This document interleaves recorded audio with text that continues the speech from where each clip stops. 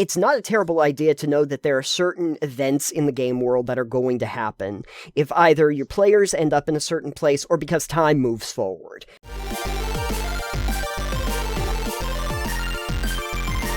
So, a while back, before we had all of our specials and everything, one of our longtime listeners, friends of the show, Datum, had shared with us an article about story and plot-driven campaigns and the problems with them.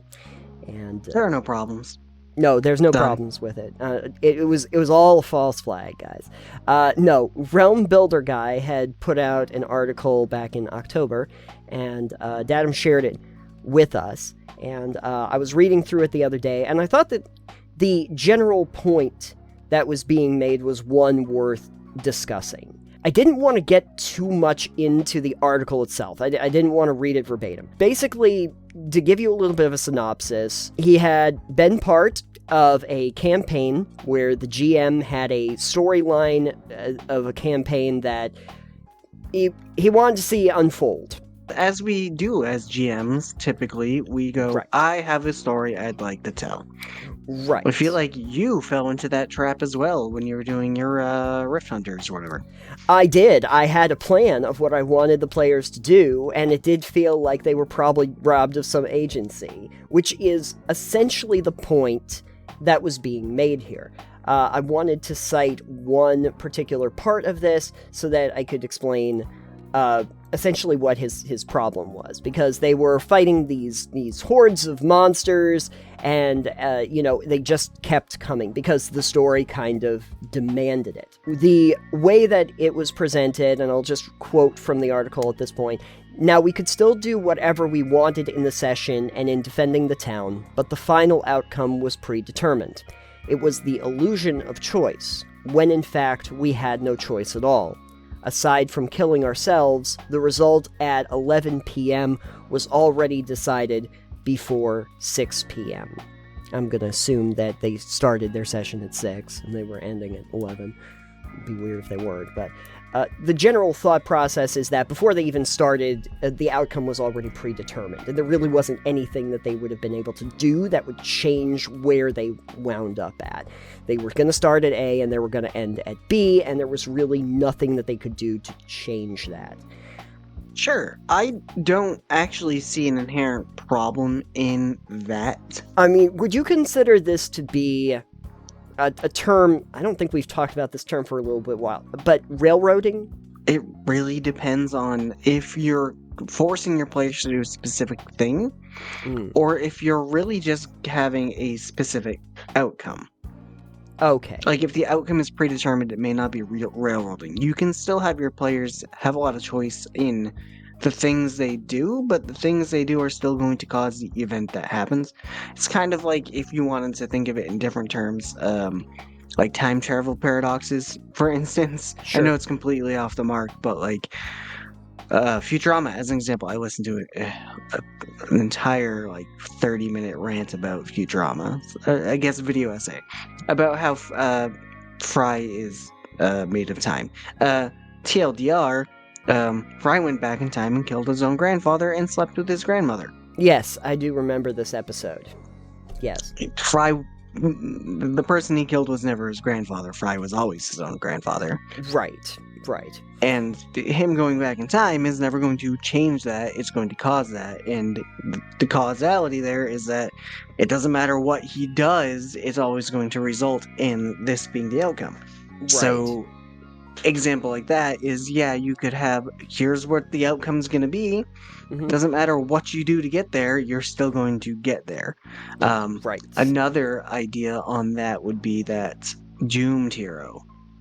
Oh, are you familiar with the trope of, I think it's a doomed hero or something like that? If you gave me some examples, I'd probably know right away what you're talking about. I guess a different example would be I think the book John Dies at the end. I don't think I haven't seen that one. But you know the premise. We know that the hero is dead by the end of the... Yeah. So the premise of these are how I enjoy my 40K books, for instance, where those take place in the year 30,000, 10,000 years before the current 40K setting. And If you're familiar with the 40K setting, you are familiar with the things that are going to happen in the end result. Mm-hmm. But you don't necessarily know the journey that takes you to get there. Mm-hmm. And so finding out that journey can, like, finding the story of what happens from point A to get to point B Mm-hmm. can still be an interesting thing. Sure. For me, especially, that setting is really great because I know a lot of the stuff that happened in like 40K era. So learning about these characters I knew in 40K that were alive in 30K and like what caused them to like go from being kind of cool to being kind of insane. Yeah. Really interesting. You get to find out like what caused them to go and to like their fall, essentially. So I don't inherently see a problem with saying, hey, the outcome is going to be predetermined to a point.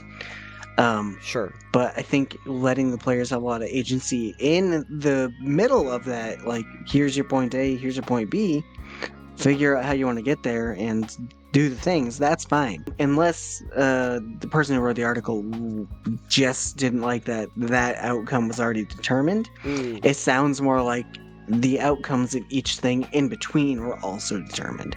They start to talk a little bit more about some of the suggestions that he would have made about, like, you know, hearing alarm bells from the town from a few miles away, and then getting options about helping or not helping, and that could still move the story forward in a few different options. The attacks on the town would still happen, you know, and everything like that, but it might change some of the things around for the scenario, but that some of those things would still be predetermined. Like, essentially, attacks would still happen, and, you know, there would still be sieges and stuff like that, but the agency that the players had would change depending on decisions that they make and how involved they want to get.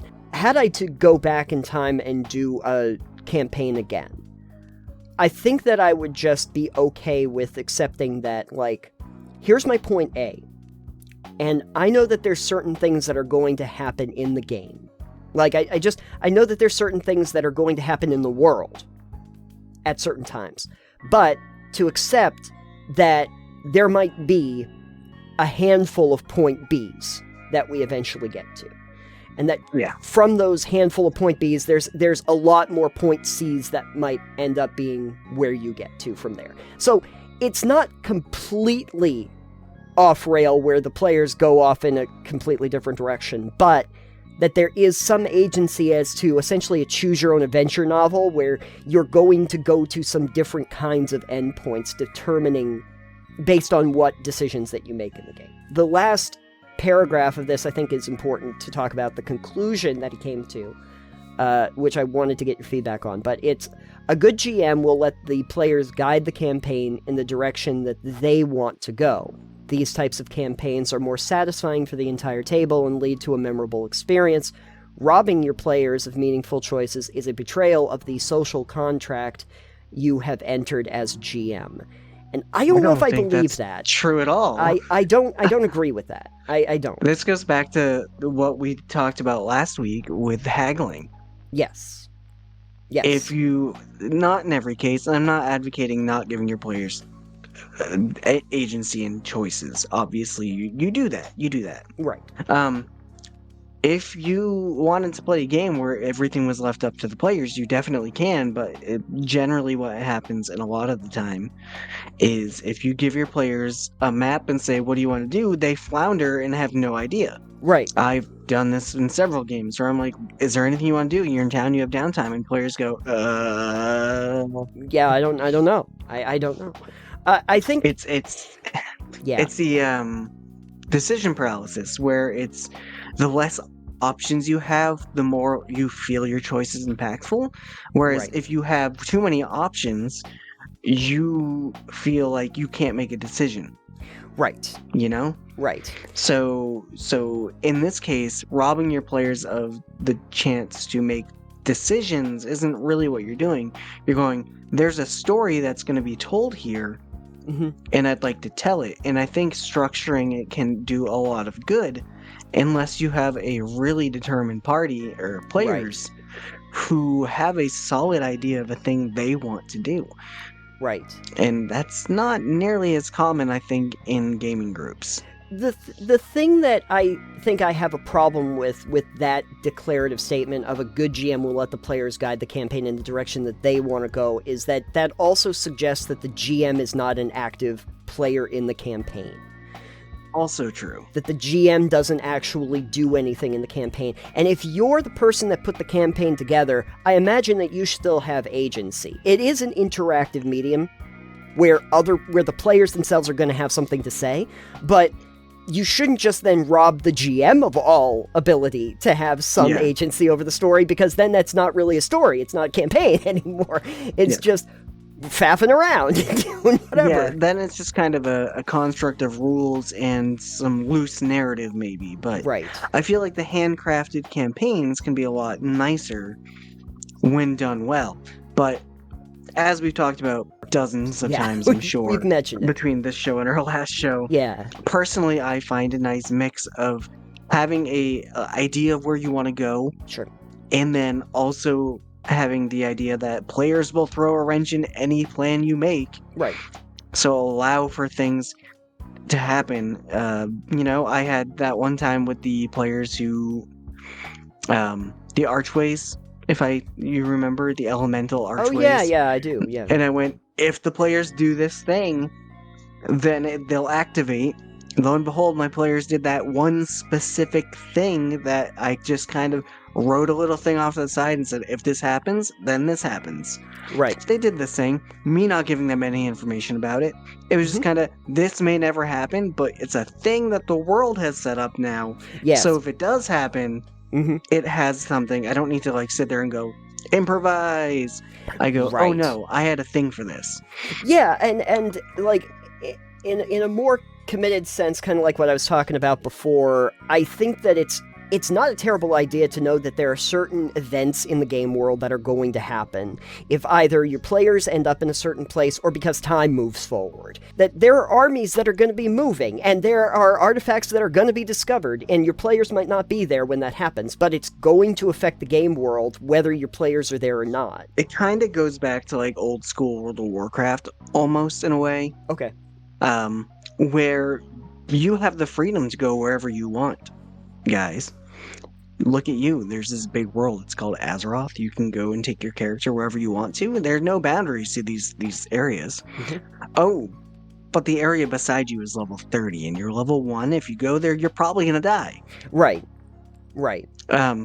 Now, that's all less prevalent because I wanted to let people have the freedom to kind of go and level where they want, how they want, which is nice, but at the same point, ruins zone progression. Yeah. So it's your players go, we want to go kill that dragon that we heard a rumor about. It's like, it's a dragon in your level 1. Yeah. So if your players want to do that, by all means, I say let them do that. But I also say dragons are dragons, man. Yeah, I mean, that also reminds me a little bit of Skyrim. There are areas in Skyrim that you technically can go to. You can go anywhere you want, but you're going to run into some really difficult encounters early on based on your level. The way I kind of see RPGs is there's a path laid out. It's not that you can't go off the beaten path, but the path is there for a reason. And it's worth understanding that the path is there for a reason. And at a certain point, you want to get back to it. As an example, the path is very obscure. Yes, absolutely. That's why they put down that even more obscure, Fallout, which I have not beaten ever because I get there and I go, well, my son is not an interesting plot line. Don't care. You know what's interesting about Fallout 3 is that there is, in Fallout 3 specifically, I know you're talking about 4, but in Fallout 3, the way that the game wants you to go, where you're supposed to go from Megaton, and you're supposed to go through the sewer system to get to the radio station, and then from the radio station you're supposed to go to Rivet City, and that's the way that they set up that progression, so that you go into the Washington Plaza, and then you go back out and go over to Rivet City. I've played the game so many times, and I don't think, and until I even knew that was the way you're supposed to do, I never did that. I went right from Megaton right to Rivet City, and I never went to the radio station at all. And so the game updates you on that, but that was not the planned path. Yeah. RPGs, specifically tabletop RPGs, tend to have a lot more player input as opposed to like a role-playing game on computer. Sure. Or a video game rather, because you can open world RPGs on computer, you can do a lot. There's a storyline and it's all coded in there, so you can't really go off of anything they would have assumed you would have done without breaking the game or crashing the game at some points. Sure. On tabletop, you can get away with a lot more. That comes down to a preference of player group and GM. For instance, Nathan, if you had said to your players for Rift Hunters, said, I have a story I'd really like to tell, and we're doing it for a stream, let's try to keep it to the story and not go as off beaten path and right. keep it that way. Especially since that was for a streaming thing. Right. Right. In that case, you don't want to be like, players, here's all your do what you want, because it's not as engaging to listen to at that point. Yeah, that's a performance piece. That's a different thing. And that's different for sure. Not everyone's going to have a critical role level campaign. And please don't think you're going to. No, because you're going to be sorely disappointed. And I will say that would have been something I probably would have talked to them about had I, at that point, figured out what I wanted the overall campaign to be. And wasn't kind of winging it because I was brand new at this. And it was totally unexplored territory for me. There is one thing, though, that I guess I would allow for far more player input and less GM input into, and that is the characters' individual storylines. When the characters get into their backstories, that was actually one thing that I asked the players about, which was, I kind of want to know about their characters at the outset. Like, what's your family life like? What was your life before you got here? Where are you coming from? Because that made me think I can set stuff up for their characters specifically so that we can explore some of that individually and see where they want to go with it. And you definitely can do that if players put in details in their backstory. Sure. I personally am not the best at fleshing out a backstory without having played a character a little bit. I kind of get a feel for my character as I develop them and play them. Yes. Which is weird when you're playing in a role-playing game and you've got this character you've made and supposedly has a backstory, I know, but like I can't just sit down and go, I need to think out this character's whole life. Yeah, it's not gonna work. I, for instance, had one character who was a spy. Well, she constantly said that she was not actually a spy. She wanted to make it very clear to everyone around her that she was definitely not a spy. But that immediately made me think, ooh, it'd be great if I could set up a thing where we actually have like a cloak and dagger sub-story that goes along with the fact that she's trying to keep an undercover spy identity going. And so that was like one of my long-term plans, was like, oh yeah, no, let's lean into that, let's do that. And that was not something that I would have thought of at the first part, but I thought, oh, hey, that's a good side story, let's explore that. And that was completely guided by the players setting up their characters and deciding stuff about them. Yeah, I don't know if I really agree with the conclusion that the article goes into. I understand the concern that storyline and plot-driven campaigns may rob players of the agency, but it's one of the things where it's like throwing the baby out with bathwater, right? Like you understand that you might need to have less of a path so that players have agency, but if you get rid of it entirely, then you have no real spine to the storyline. You can't. Yeah. You have no backbone to it, and so I would advise against doing that. But it's a balancing act between having some sort of plot, story, through line, whatever you need, in order to make the story and the gameplay kind of still have it not peter off with people going, I don't know what I want to do. No. That way you don't have players that are sitting there haggling with someone when they don't like haggling. Yeah, they do not like it. They have told me they do not enjoy it. The classic. If your players also request more agency, then you could probably sit there and go, all right, well, we're going to leave this one pretty open to interpretation. Have a couple different, have a couple different outcomes that could be based on different things. But writing a narrative that is open like that is a lot harder because it's a choose your own adventure book at that point. Right. I like to have worlds that are explorable, but it is very helpful, even in explorable worlds, to have some sort of central guiding principle of where you're supposed to go so that you don't get lost entirely. You don't want to go so far off the beaten path that you don't remember what you're doing, and that it can easily amount to that. So, yeah, no. GMs, I guess what I would say is, yeah, your players are going to inform some of the campaign, and it is a collaborative experience, but don't forget that you are also playing the game. And so, therefore, whatever the campaign is, you don't want to forget that that's the campaign, or it's going to kind of come off as a kind of broken storyline. If anyone has some thoughts on it, of course, we'll link the article so people can read it down below, and you can tell me. Yes, don't forget to put your sources in your videos, people who are not plagiarizing. That's right. Do that. I like to try and at least give you some articles so that you can reference more materials if you want to look into it further whenever we actually use them. And I'll do so in this one. So feel free to check it out.